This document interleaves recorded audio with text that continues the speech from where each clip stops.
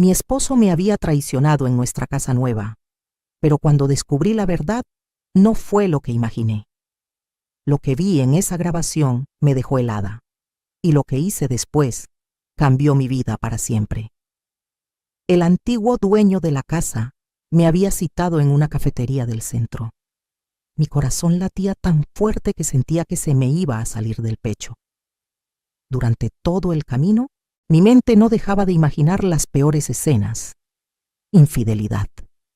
Esa palabra me perseguía como una sombra. Después de 42 años juntos, después de haberlo dado todo por él y nuestra familia, la sola idea de que Roberto me hubiera sido infiel en nuestro propio hogar me partía el alma. Llegué a la cafetería temblando. El señor Morales, un hombre de unos 60 años con aspecto serio, ya me esperaba en una mesa del fondo. Tenía una laptop frente a él y su expresión era grave. Me senté sin decir palabra. Él giró la pantalla hacia mí y presionó play. Lo que vi me dejó sin aliento. Ahí estaba mi esposo Roberto, en el escritorio de nuestra nueva casa, el mismo día que yo había salido a trabajar. Pero no estaba con otra mujer. Estaba solo, revisando cada rincón de la habitación, abriendo cajones, tocando las paredes, moviendo muebles. Y entonces lo vi claramente en la grabación. Roberto encontró algo detrás de un panel de madera en la pared. Sus ojos brillaron de una forma que nunca había visto. Sacó lo que parecía ser un sobre amarillento, lo abrió con manos temblorosas y su rostro se transformó completamente. Una sonrisa enorme, casi maniática. Guardó el sobre en su chaqueta, miró alrededor como asegurándose de que nadie lo veía y salió del cuarto. El señor Morales detuvo el video y me miró. Yo no podía hablar. No era infidelidad, pero había algo profundamente perturbador en lo que acababa de ver. La forma furtiva en que Roberto actuaba, el secretismo, esa expresión en su rostro. Algo estaba terriblemente mal. Sigue mi historia hasta el final y comenta la ciudad desde donde me estás viendo para saber qué tan lejos ha llegado mi relato. Mi nombre es Carmen Eugenia Solís de Méndez y tengo 68 años. Toda mi vida la dediqué a mi familia. Conocí a Roberto cuando yo tenía 25 años, en una fiesta patronal del pueblo. Él era guapo, trabajador y me prometió el mundo. Nos casamos 6 meses después en la iglesia del pueblo, con una ceremonia sencilla pero llena de amor. O eso creí yo. Durante más de 4 décadas, fui la esposa perfecta. Me levanté cada madrugada para prepararle el desayuno antes de que se fuera a trabajar. Tortillas hechas a mano, frijoles refritos, huevos al gusto. Nunca fallé un solo día. Crié a nuestros 3 hijos prácticamente sola, porque Roberto siempre estaba ocupado con el negocio. Trabajé durante 30 años como maestra de primaria, pero mi sueldo siempre iba directo a la casa, a los gastos de los niños, a las necesidades de la familia. Roberto manejaba las finanzas. Yo nunca pregunté. Confiaba en él completamente. Cuando los niños crecieron, las cosas no mejoraron como yo esperaba. Mi hija mayor, Verónica, se casó con un hombre que nunca me cayó bien. Ella cambió, se volvió distante, fría. Mi hijo del medio, Roberto Jr., se fue a trabajar al norte y casi no llama. Y el menor, Carlitos, mi bebé, cayó en malas compañías. Gasté mis ahorros personales sacándolo de problemas más veces de las que puedo contar. Pero ahí estaba yo, siempre firme, siempre disponible, siempre dando. Mi madre, que en paz descanse, solía decirme que yo era demasiado buena, que la gente se aprovechaba de mí. Yo le respondía que así era el amor, que la familia era lo primero, que el sacrificio era parte de ser mujer, de ser madre, de ser esposa. Ahora sus palabras resonaban en mi cabeza como campanas de advertencia que nunca quise escuchar. Roberto y yo habíamos vivido toda nuestra vida de casados en una casa modesta en las afueras de la ciudad. No era gran cosa, pero era nuestra. Yo la había llenado de recuerdos, de amor, de vida. Sin embargo, un día Roberto llegó con una noticia que me dejó atónita. Había vendido la casa, así sin consultarme. me dijo que había conseguido un precio excelente y que con ese dinero, más unos ahorros que tenía guardados, podríamos comprar la casa de nuestros sueños. Una propiedad hermosa en un barrio tranquilo, con jardín, con ese escritorio grande que yo siempre había querido para mis libros. Me mostró las fotos y debo admitir que me emocioné. Después de tanto sacrificio, pensé, finalmente tendríamos algo bonito para disfrutar en nuestros años dorados. Firmé los papeles donde Roberto me indicó. Nunca leí los detalles. Confiaba en él. La mudanza fue agotadora pero emocionante. Yo empaqué 42 años de vida en cajas de cartón. Recuerdos, fotografías, la vajilla de la boda, los dibujos que los niños habían hecho en la primaria. Cada objeto contaba una historia. Roberto parecía especialmente ansioso por mudarnos rápido. Insistió en que nos instaláramos lo antes posible. Yo pensé que era entusiasmo, que finalmente estaba ilusionado con algo que compartíamos juntos. ¡Qué ingenua fui! La casa era realmente hermosa.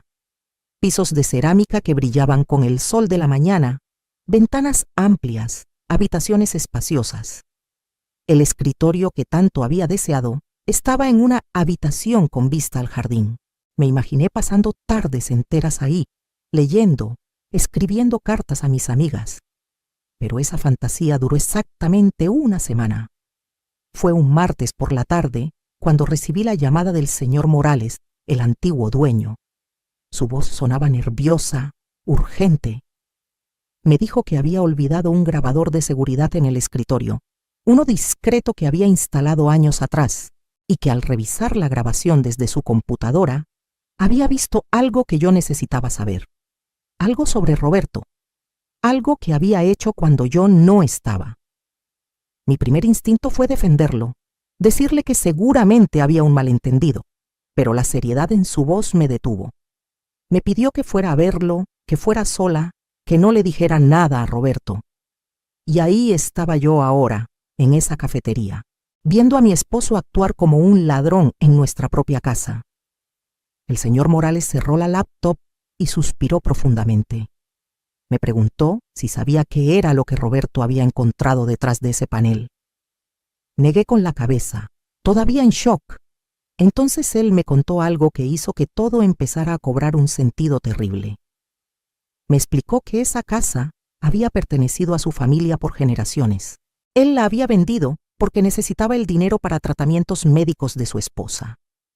Pero antes de vender, había escondido algunos documentos importantes de la familia en ese panel secreto del escritorio. Documentos que incluían escrituras antiguas, certificados y algo más. Un testamento de su padre que mencionaba una propiedad adicional que él había olvidado por completo. Una propiedad valiosa en una zona que ahora era comercial. El señor Morales planeaba sacar esos documentos antes de entregar la casa, pero con el estrés de la mudanza y la enfermedad de su esposa, se le había olvidado. Cuando se dio cuenta, ya habíamos firmado todo y nos habíamos mudado. Instaló discretamente aquel grabador para monitorear cuándo podría entrar a recuperar sus documentos sin molestarnos. Nunca imaginó lo que captaría la cámara. Roberto había encontrado esos documentos, y por la forma en que actuó en el video, por esa sonrisa y ese secretismo, el señor Morales y yo llegamos a la misma conclusión. Mi esposo planeaba quedárselos. Planeaba apropiarse de algo que no le pertenecía. Me fui de esa cafetería con la grabación en una memoria USB que el señor Morales me entregó, y con un peso enorme en el pecho. Durante el camino a casa, mi mente era un torbellino. 42 años de matrimonio. 42 años creyendo que conocía a este hombre. Y ahora descubría que era capaz de robar, de esconder, de mentir. Llegué a casa y Roberto estaba en la sala viendo televisión como si nada. Me saludó con un beso en la frente, me preguntó cómo me había ido en mis mandados. Mandados. Así llamó él a mi salida. Yo simplemente asentí y me fui a la cocina. Mis manos temblaban mientras preparaba la cena. Esa noche, mientras cenábamos, lo observé como nunca antes. Cada gesto, cada palabra. Me pregunté cuántas otras veces me habría mentido, cuántos otros secretos guardaría. Decidí no confrontarlo todavía. Necesitaba pensar, necesitaba un plan. Los siguientes días fueron una tortura silenciosa. Roberto actuaba completamente normal. Hasta parecía de mejor humor, más atento conmigo. Me trajo flores un día, algo que no hacía desde hace años. Me dijo que estaba feliz de que finalmente estuviéramos en nuestra casa soñada, que estos serían los mejores años de nuestras vidas. Cada palabra suya era como un cuchillo. Yo sonreía, asentía, seguía cocinando y limpiando como siempre, pero por dentro algo se había roto. Una noche, cuando Roberto salió a su partida semanal de dominó con sus amigos, revisé toda la casa. Busqué en sus cajones, en su closet, en sus chaquetas. Nada. Los documentos no estaban. Seguramente los había escondido en otro lugar, tal vez en su oficina, tal vez en el banco. Me sentí sucia haciendo eso, espiando a mi propio esposo. Pero la traición que sentía era más grande que mi culpa. Llamé al señor Morales y le conté que no había encontrado nada. Él me sugirió que fuéramos a la policía, pero algo me detuvo. No quería escándalo, no quería que mis hijos se enteraran así. No todavía. Además, una parte de mí todavía albergaba una esperanza absurda de que hubiera una explicación lógica. Tal vez Roberto planeaba devolver los documentos. Tal vez solo sintió curiosidad. Pero en el fondo yo sabía la verdad. Una semana después, Roberto recibió una llamada que lo puso nervioso. Lo noté por la forma en que se alejó para contestar, por cómo bajó la voz. Cuando colgó, me dijo que tenía que salir a atender un asunto de negocios. ¿Negocios? Roberto estaba retirado hacía 3 años. ¿Qué negocios podría tener? Esa fue la gota que derramó el vaso. Apenas salió de la casa, volví al escritorio. Revisé cada centímetro de esa habitación y entonces, casi por accidente, encontré otro panel suelto, en el piso, debajo de un tapete. Mi corazón se aceleró. Lo abrí con cuidado y ahí estaba. Un sobre amarillento, exactamente como el del video. Con manos temblorosas lo saqué y lo abrí. Documentos viejos, escrituras, certificados de propiedad. Y una carta, escrita a mano por el padre del señor Morales, explicando que esa propiedad en la zona comercial era para ser heredada a sus descendientes. También había documentos más recientes que Roberto había añadido. Papeles que mostraban que él había estado investigando el valor de esa propiedad. Notas con cantidades de dinero que me dejaron sin aliento, cientos de miles de pesos. Roberto sabía exactamente lo que tenía en sus manos y planeaba quedárselo. Pero lo que encontré después me destruyó por completo. Debajo de los documentos del señor Morales había otros papeles. Papeles con mi nombre. Las escrituras de nuestra antigua casa, la que Roberto había vendido. Y lo que vi me dejó sin respiración. La casa no había sido vendida por el precio que Roberto me dijo. Había sido vendida por el triple. Y ese dinero, mi dinero, porque la casa estaba a nombre de los dos, nunca había ido a la compra de esta nueva propiedad. Roberto había usado solo una fracción para el enganche de esta casa. El resto, una cantidad enorme, había ido a parar a una cuenta bancaria a su nombre. Solo a su nombre. Había más. Estados de cuenta bancarios impresos mostraban transferencias regulares a una cuenta que yo no reconocía. Gastos en restaurantes, hoteles, tiendas, fechas que coincidían con sus supuestas reuniones de negocios, con sus partidas de dominó, con sus visitas a su hermano en la ciudad vecina. Todo había sido mentira. Durante años, Roberto había estado usando nuestro dinero, mi dinero, el fruto de mi trabajo, para vivir una vida paralela que yo desconocía completamente. No pude más. Me senté en el piso de ese escritorio y lloré como no lloraba desde que mi madre murió. Lloré por los años perdidos, por la confianza traicionada, por la tonta que había sido. Lloré por la Carmen joven que había creído en el amor verdadero, que había entregado su vida entera a un hombre que la veía como algo conveniente, como una sirvienta con beneficios. Cuando ya no me quedaron más lágrimas, algo cambió dentro de mí. La tristeza se transformó en algo diferente, en claridad, en determinación. Me sequé las lágrimas, guardé todos los documentos en mi bolsa y cerré el panel del piso. Roberto regresó esa noche de muy buen humor. Traía una botella de vino y me propuso que cenáramos algo especial. Yo acepté con una sonrisa. Preparé sus enchiladas favoritas, puse la mesa bonita, hasta me arreglé un poco. Roberto estaba encantado, halagándome, diciéndome que me veía hermosa. Esa noche, mientras él dormía profundamente a mi lado, yo me quedé despierta mirando el techo. Por primera vez en 42 años, vi a mi esposo como lo que realmente era: un extraño, un mentiroso, un ladrón, y decidí que no me quedaría de brazos cruzados. Lo que Roberto no sabía, lo que nadie en mi familia sabía, era que yo no era la mujer sin recursos que todos creían. Mi madre, antes de morir hace 10 años, me había dejado una herencia considerable: una casa en el pueblo, algunas tierras y una cuenta bancaria que había alimentado durante toda su vida trabajando como costurera. Mamá había sido una mujer extremadamente ahorrativa y visionaria. Cuando me entregó esos documentos, meses antes de su muerte, me hizo prometer que nunca le diría a Roberto. Ella nunca confió en él completamente. Decía que veía algo en sus ojos, algo que no le gustaba. Yo había defendido a mi esposo, pero respeté sus deseos. Vendí la casa del pueblo y las tierras poco después de su muerte, y ese dinero, junto con lo que ella me dejó, estaba en una cuenta bancaria a mi nombre únicamente. Nunca lo toqué. Era mi seguridad, mi red de protección. Durante estos 10 años, esa cuenta había crecido con intereses. Teníamos entre todo una suma que me daba independencia absoluta. Roberto no tenía idea.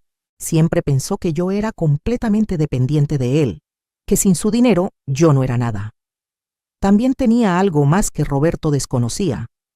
Mi sobrino, Alejandro, el hijo de mi hermana menor, era abogado. Un abogado muy bueno y muy exitoso. Trabajaba en una firma importante en la capital. Siempre habíamos sido cercanos. Yo lo había ayudado a pagar parte de su universidad cuando su madre enfermó. Él nunca olvidó eso y siempre me decía que si alguna vez necesitaba algo, lo que fuera, él estaría ahí para mí.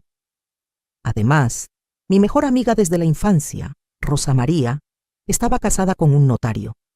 Entre risas y café, a lo largo de los años, yo había aprendido más sobre leyes de propiedad, herencias y divorcios de lo que Roberto jamás imaginaría. Nunca pensé que usaría ese conocimiento, pero la vida tiene formas curiosas de prepararte para lo que viene. Los siguientes días los pasé en modo de actuación total. Seguí siendo la Carmen de siempre, dulce, servicial, un poco ingenua.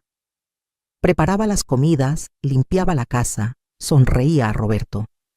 Pero en secreto, estaba poniendo en marcha un plan.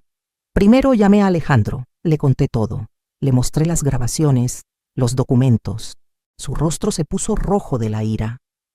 Me dijo que lo que Roberto había hecho no solo era inmoral, sino ilegal. Apropiarse de documentos ajenos, ocultar bienes matrimoniales, usar dinero común para fines personales sin consentimiento. Me aseguró que yo tenía un caso sólido, tanto civil como potencialmente criminal. Alejandro se puso a trabajar inmediatamente. Discretamente, comenzó a recopilar evidencia adicional. Estados de cuenta, registros de propiedades, todo lo que pudiéramos necesitar. Mientras tanto, me aconsejó que no confrontara a Roberto todavía, que actuara normal, que lo dejara confiarse. También contacté al señor Morales. Le devolví sus documentos y le expliqué mi plan. Él estuvo completamente de acuerdo en apoyarme. Me ofreció su testimonio y las grabaciones como evidencia. Incluso me confesó que había investigado un poco más y descubrió que Roberto había estado intentando vender información sobre aquella propiedad valiosa a inversionistas, haciéndose pasar por el dueño legítimo. El nivel de traición seguía creciendo. Pero yo ya no lloraba. Estaba enfocada, determinada, fuerte. Por primera vez en décadas, sentía que tenía control sobre mi propia vida. Pasaron 2 semanas de esta doble vida. Yo, la esposa perfecta durante el día, y la estratega implacable durante la noche. Roberto no sospechaba nada. De hecho, parecía más relajado que nunca. Un sábado por la mañana, mientras desayunábamos, me soltó la noticia que había estado esperando. Me dijo que había cerrado un negocio importante, que pronto tendríamos mucho dinero extra, que podríamos viajar, disfrutar la vida. No mencionó de dónde vendría ese dinero, por supuesto. Yo solo sonreí y le serví más café, pero por dentro mi sangre hervía. Ese mismo día por la tarde, Roberto salió a otra de sus supuestas reuniones. En cuanto se fue, llamé a Alejandro y le dije que estaba lista, que era momento de actuar. El plan era simple pero efectivo.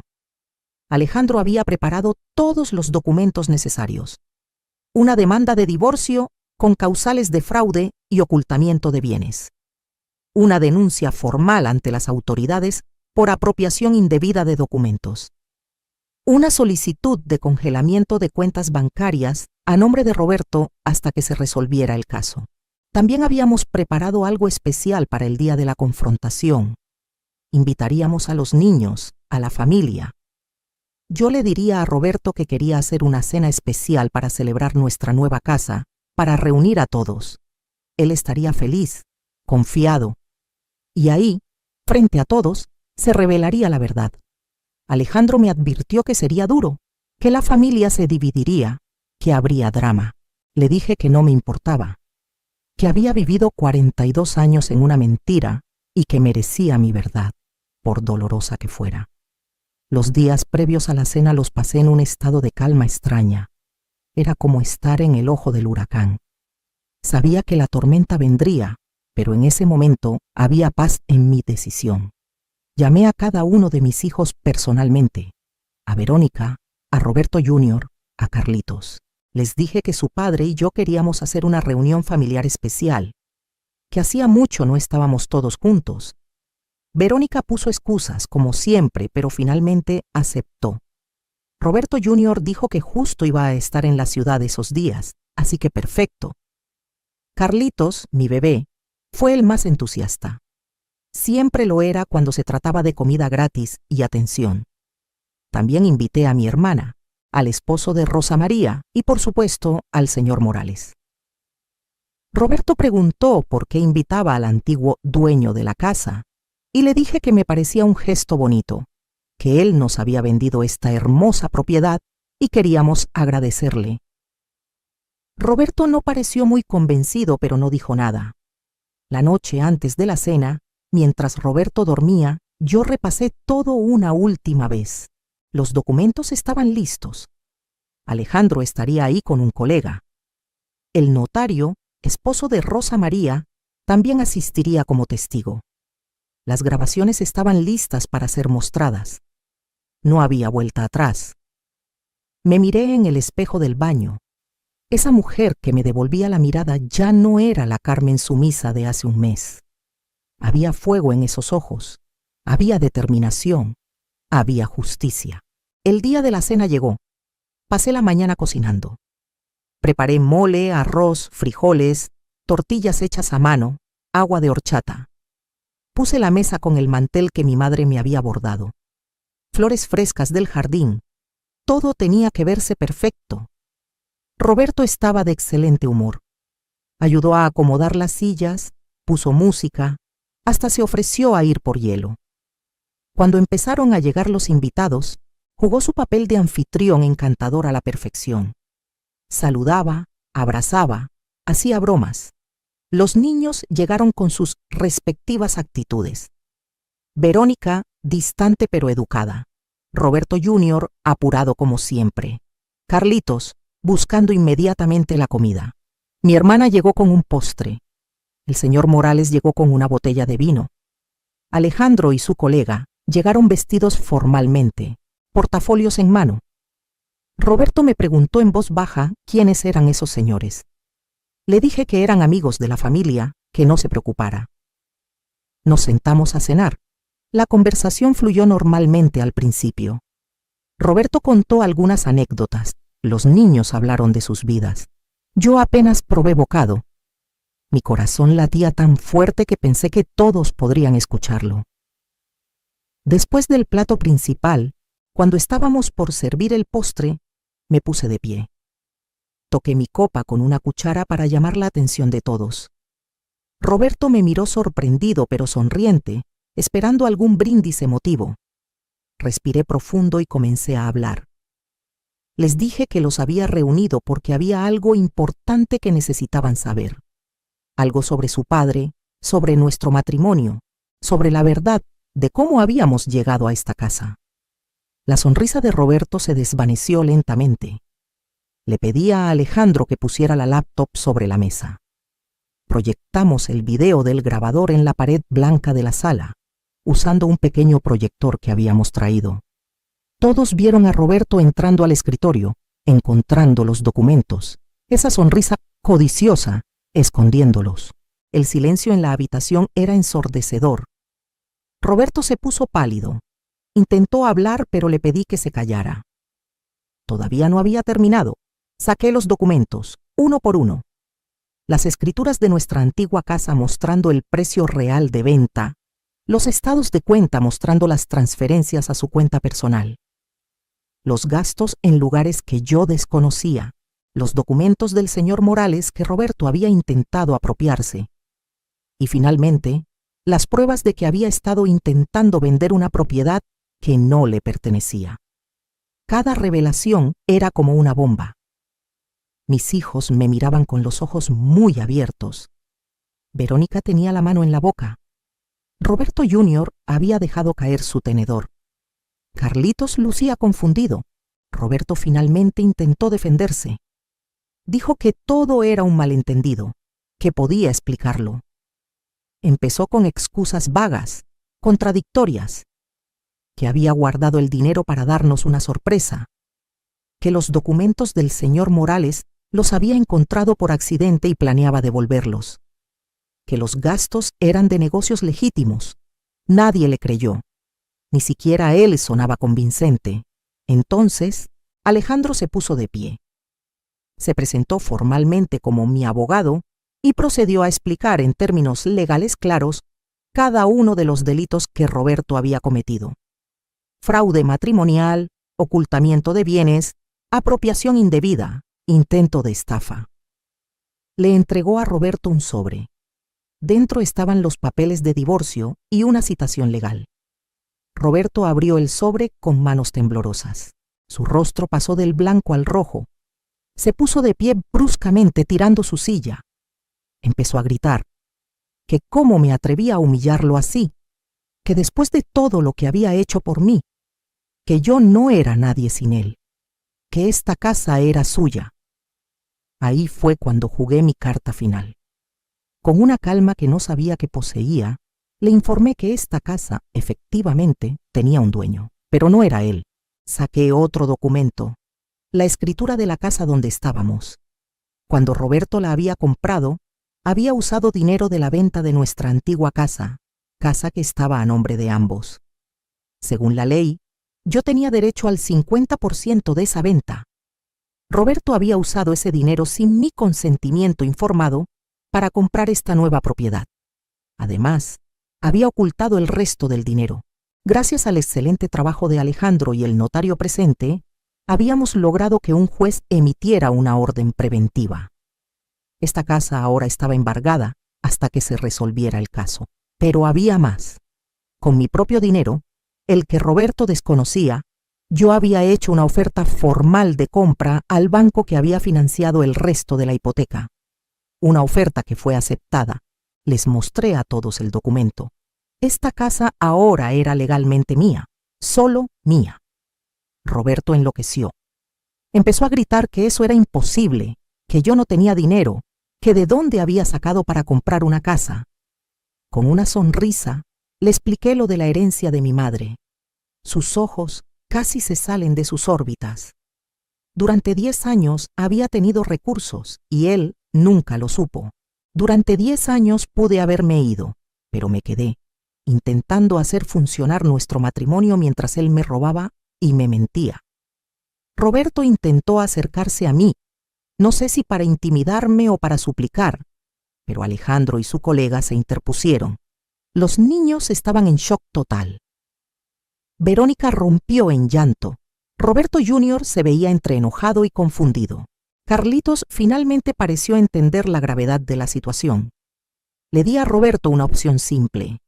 Podía firmar los papeles de divorcio de manera civilizada, aceptando una división de bienes justa bajo supervisión legal, devolviendo lo que me había robado y cooperando con el señor Morales para resolver el asunto de los documentos apropiados. O podíamos ir a juicio, donde todo esto se haría público, donde las acusaciones criminales procederían y donde él perdería absolutamente todo, incluida su reputación y posiblemente su libertad. También le informé que había abierto una cuenta bancaria nueva, donde había depositado una cantidad razonable para sus gastos inmediatos, suficiente para que rentara un lugar y se mantuviera dignamente mientras se resolvía todo. No quería dejarlo en la calle, no porque lo mereciera, sino porque yo no era como él. Pero tenía una condición. Tenía que irse de esta casa esa misma noche. Roberto me miró con un odio que nunca había visto en sus ojos. Pero también había algo más. Derrota. Miró alrededor de la habitación buscando apoyo. Verónica lloraba, pero no dijo nada. Roberto Jr. evitaba su mirada. Carlitos estaba pálido. Mi hermana me apretó la mano en señal de apoyo. El señor Morales asintió con aprobación. Rosa María y su esposo estaban serios, pero claramente de mi lado. Alejandro mantenía su postura profesional, pero protectora. No tenía a nadie. Finalmente, con la voz quebrada, Roberto preguntó si al menos podía llevarse su ropa. Le dije que por supuesto, que sus cosas personales eran suyas. Alejandro y su colega lo acompañaron al cuarto para que empacara, asegurándose de que no tomara nada que no le perteneciera. El resto nos quedamos en la sala en un silencio pesado. Verónica finalmente se acercó a mí. Me preguntó por qué no le había contado antes. Le expliqué que necesitaba hacer esto correctamente, legalmente, que no quería involucrarlos hasta estar segura. Me abrazó y lloró en mi hombro. Me pidió perdón por haber sido tan distante, por no haber estado ahí para mí. Roberto Jr. se acercó también. Dijo que siempre supo que su padre tenía secretos, pero nunca imaginó que fueran así de graves. Me ofreció su apoyo total. Carlitos, mi bebé, me abrazó fuerte y me dijo que era la mujer más valiente que conocía. En ese momento, abrazada por mis hijos, sentí que todo había valido la pena. Toda la planeación, el dolor, la actuación. Roberto bajó con 2 maletas. Se veía 10 años más viejo que en la mañana. Se dirigió a la puerta sin decir palabra. Antes de salir, se volteó y me miró una última vez. Abrió la boca como para decir algo, pero no salió nada. Simplemente salió y cerró la puerta detrás de él. El sonido de esa puerta cerrándose fue como el final de un capítulo de mi vida. 42 años resumidos en un clic. Los meses siguientes fueron intensos pero liberadores. El proceso de divorcio avanzó más rápido de lo esperado. Roberto, aconsejado por su propio abogado, decidió no pelear. Aceptó los términos. Tuvo que devolver el dinero que había ocultado, o al menos la mayor parte. Algunos gastos ya estaban hechos y no se podían recuperar, pero la cantidad que recibí fue sustancial. El señor Morales recuperó sus documentos y decidió no presentar cargos criminales, con la condición de que Roberto firmara una declaración reconociendo lo que había hecho. Roberto accedió. La propiedad valiosa mencionada en los documentos efectivamente existía, y el señor Morales pudo reclamarla. Me dijo que mi ayuda había sido invaluable y me ofreció una recompensa que rechacé. Su amistad y apoyo eran suficientes. La casa quedó completamente a mi nombre. Hice algunos cambios. Pinté las paredes de colores que me gustaban. Rediseñé el jardín. Convertí el escritorio en mi santuario personal, lleno de libros, plantas y recuerdos que realmente valoraba. Mis hijos empezaron a visitarme más seguido. Verónica y yo reconstruimos nuestra relación.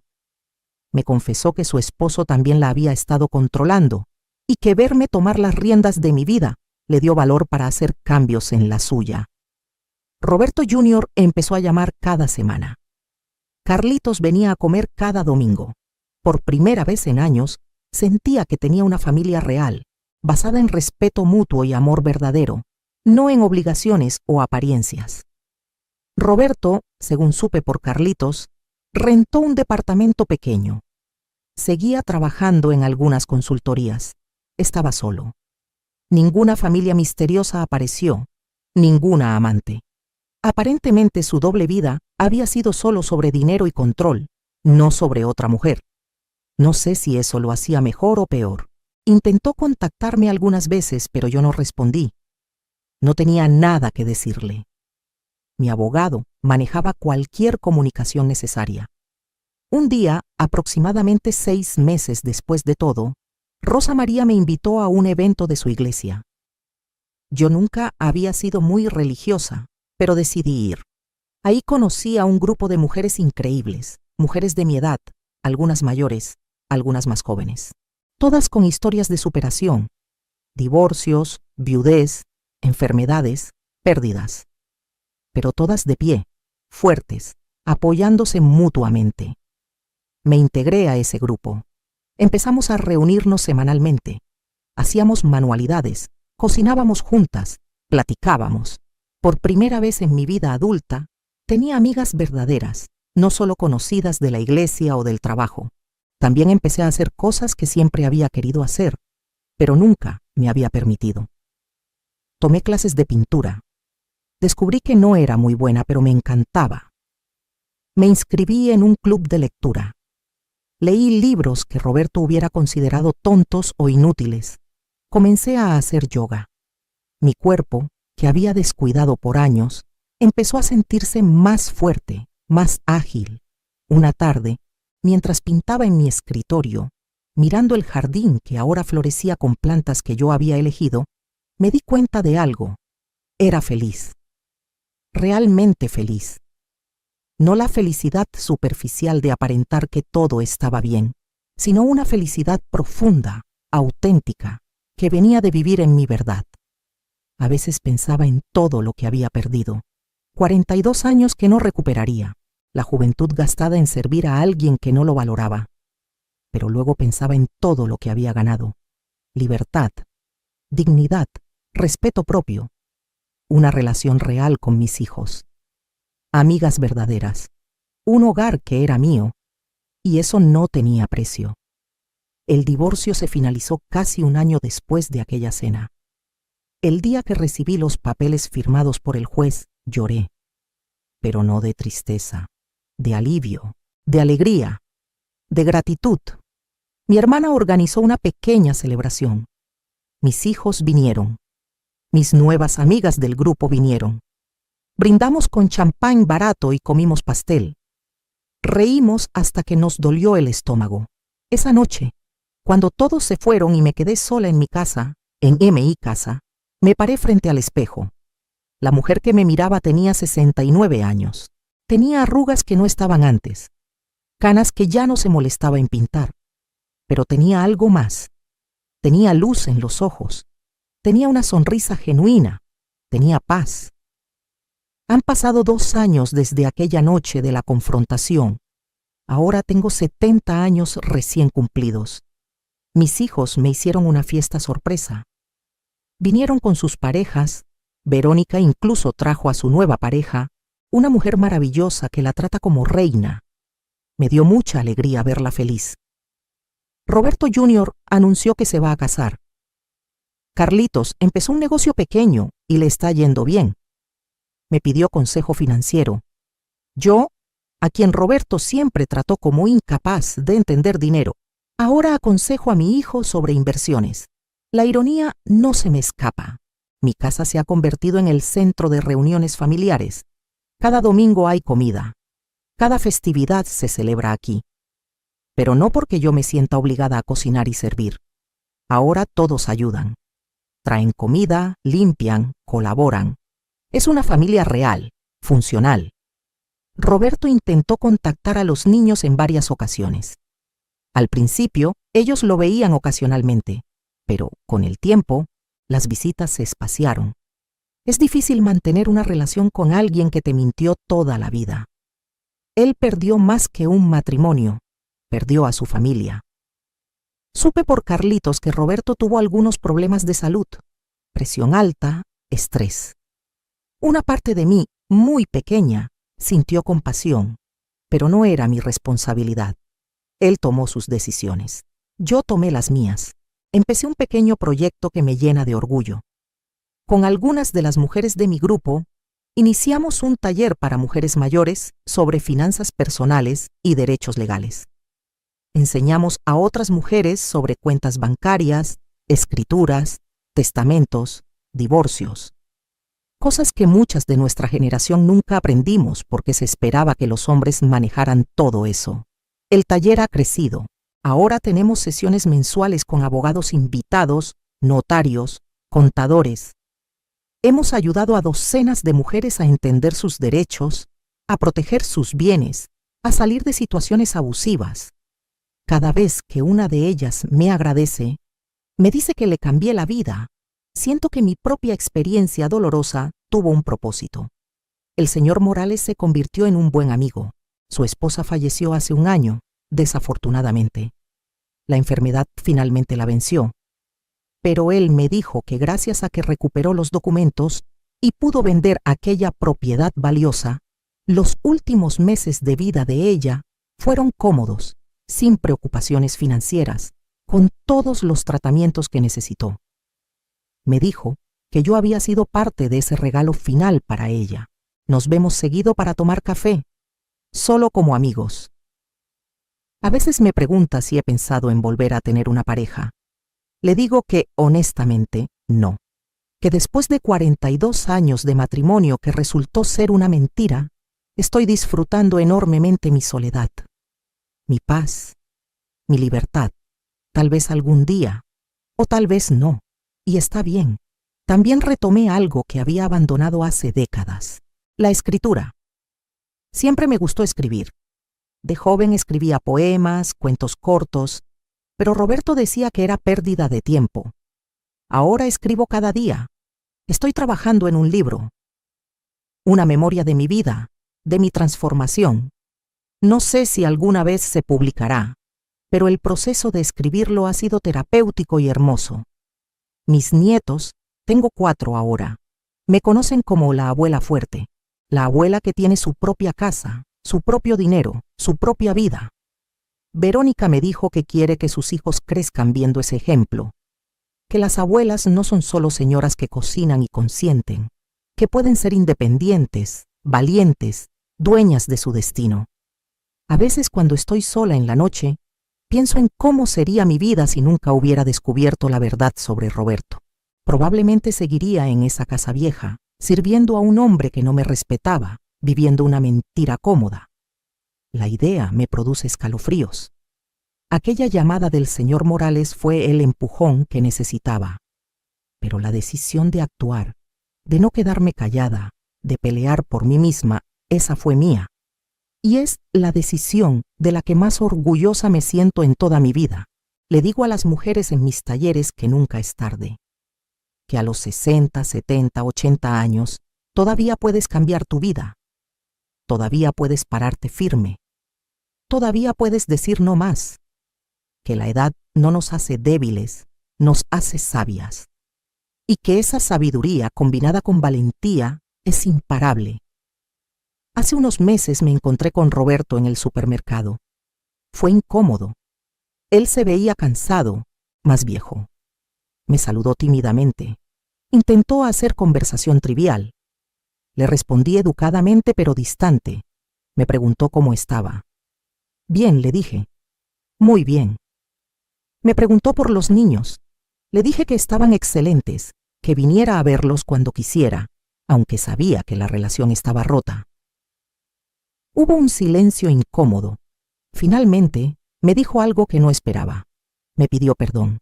Dijo que había sido un tonto, que había perdido lo mejor de su vida por codicia y orgullo, que si pudiera regresar el tiempo, haría todo diferente. Lo miré a los ojos. Parte de mí quería creerle, pero la parte más fuerte, la Carmen nueva, sabía que las palabras sin acciones no significan nada. Le agradecí por la disculpa. Le dije que esperaba que encontrara paz, y me fui. No sentí satisfacción ni dolor, solo indiferencia. Y eso, de alguna manera, se sintió como la victoria final. Ahora, mientras escribo esto, sentada en mi escritorio con vista al jardín que planté con mis propias manos, en la casa que es mía, rodeada de fotos de mis hijos y nietos, con mis libros y mis pinturas y mis plantas, siento una gratitud profunda. Gratitud por la fortaleza que no sabía que tenía. Gratitud por los amigos que me apoyaron. Gratitud por mis hijos que entendieron. Gratitud incluso por el dolor, porque me enseñó quién soy realmente. Mi mensaje para cualquier mujer que esté pasando por algo similar es este. Tú vales más de lo que te han hecho creer. Tus años de sacrificio no te hacen débil, te hacen fuerte. Y nunca, nunca es tarde para reclamar tu vida, tu dignidad, tu poder. No importa cuántos años tengas, cuánto tiempo hayas estado en una situación, cuánto miedo sientas. Dentro de ti hay una guerrera. Despiértala. Yo lo hice a los 68 años y fue la mejor decisión de mi vida. ¿Qué harías en mi lugar? Comenta abajo.